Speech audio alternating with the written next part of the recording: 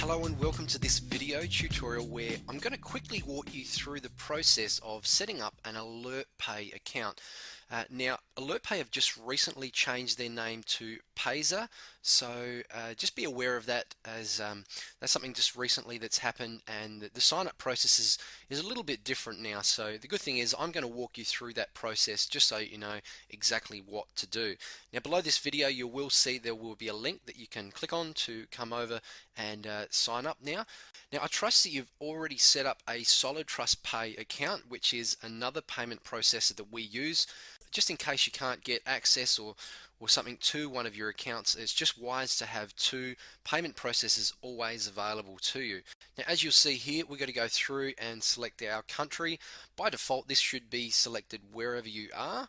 So at the moment, I'm in Australia. You can see here it's already by default that's selected, and you'll then need to choose whichever account that you're wanting to start. So I recommend that you either start with a personal pro account or a business account, and that's totally up to you. Obviously you need to have a business if you're going to start one of those. Now, for today's example, we're just going to go through and select a personal pro account and click on the select button. Now, what we're going to do is go through and fill out all of this information, very similar to Solid Trust Pay.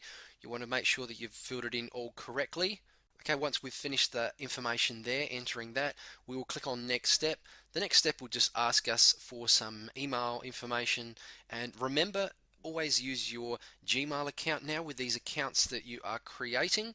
So you can fill out that information, and once you've done that, you'll get an email from Payza, either in your inbox or your spam. You just need to find that, and from recollection, I still believe they have a confirmation link that you need to click on within that email, and also you'll have to add a verification number which you'll need to put in that page once you arrive there. So that's still quite a simple process, very similar to Solid Trust Pay. Now what we're going to do, I'm going to log into one of my accounts so you can see exactly what it's like inside. Okay, now that you can see I'm logged into one of my Payza accounts, this is actually a business account and it's been verified.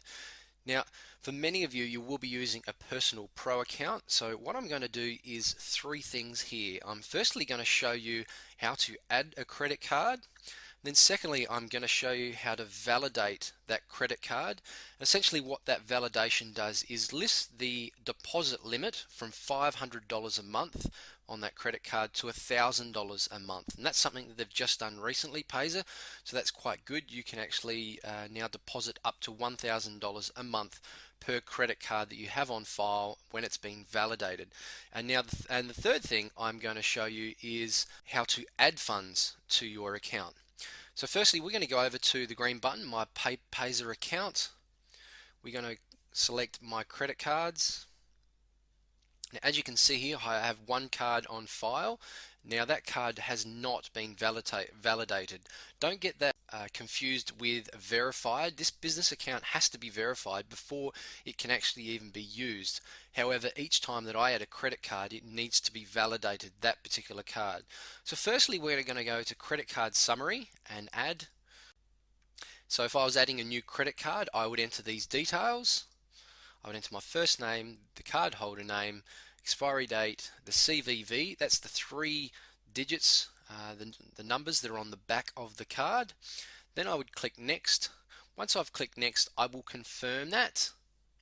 And now the way that we then validate that card is we come back to manage credit cards. Once you've added a credit card, you'll see it such as this card here sitting in the file. Now to validate, what we're going to do is click validate card. I'm going to validate my credit card here by charge. We can do it one of two ways, by charge or by authorization.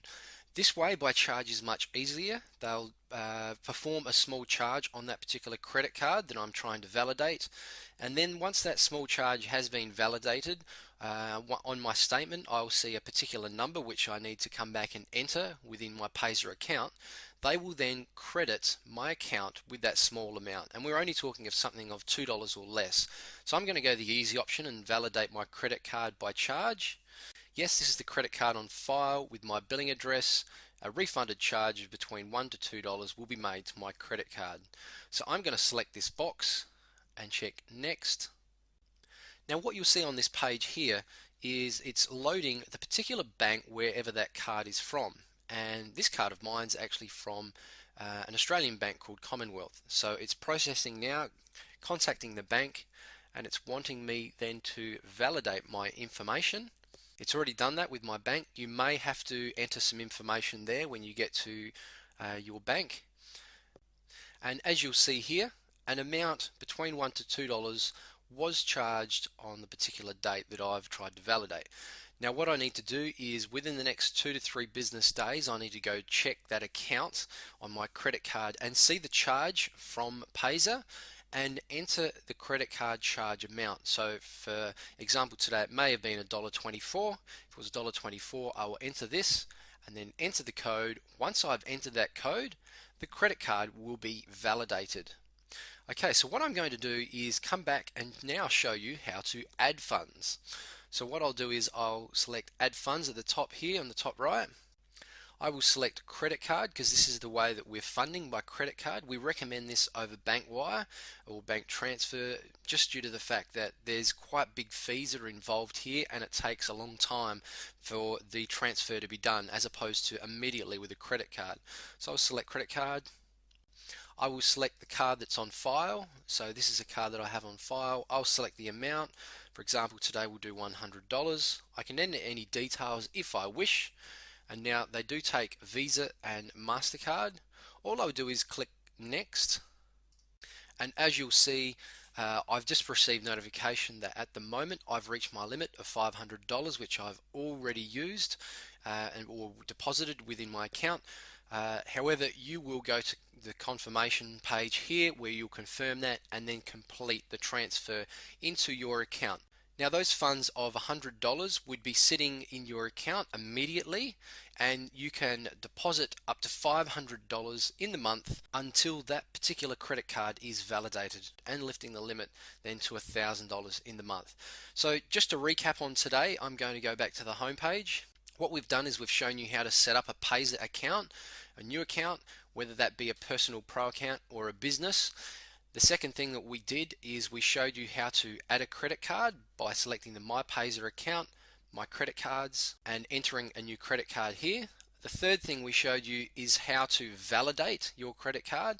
So if you come here to manage credit cards again, we would click this validation button, which would then go through and we would validate our credit card. Once we've got that validation amount within the next 2 to 3 days as seen on our credit card statement, we can submit that amount there. And the fourth thing I showed you is how to add funds, which is on the top right area, add funds. You can use that credit card up to $500 like I was saying until it's validated, then you can add $1,000 per month. So that's all of the steps for setting up and funding your Payza account.